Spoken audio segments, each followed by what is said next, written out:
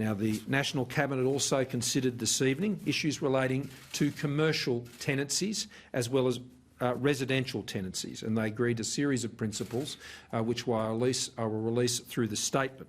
The most significant of those is that state and territories will be moving to put a moratorium on evictions of persons as a result of financial distress if they are unable to meet their commitments. And so there would be a moratorium on evictions for the next 6 months under those rental arrangements. Now, there is a lot more work to be done here, and my message to tenants, particularly commercial tenants and commercial landlords, is a very straightforward one.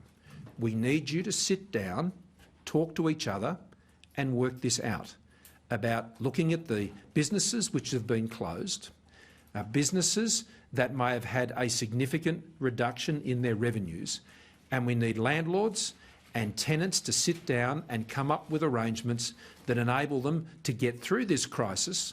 So on the other side, the landlord has a tenant, which is a business that can pay rent, and the business is a business that can re-emerge on the other side of this and be able to go on and employ people on the other side of these arrangements. And we want the banks to help them achieve this outcome. We want people to sit down and work this out. We will be working on measures that will be encouraging you to do just that and to support you to do just that, but also to ensure that if you aren't going to engage in that sort of cooperative activity between banks, between tenants and between landlords, then the sort of support that you might otherwise expect to receive, you will not receive. This is part of the hibernation approach, where we want people, bespoke, customised to their own circumstances, to sit down and work these things out. There's no rule book for this.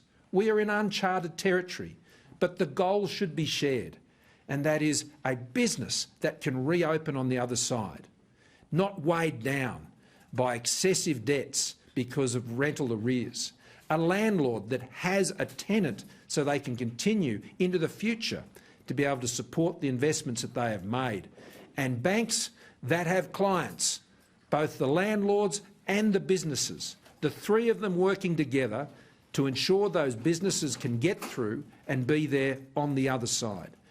Our message to businesses also, and so many have been doing this, and I congratulate them for their innovation, and that is to rethink your business model.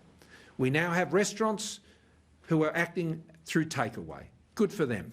We have retail businesses that are doing more through their online platforms. We have phone ahead and pick-up type services that are being established that remove the direct contact in retail circumstances.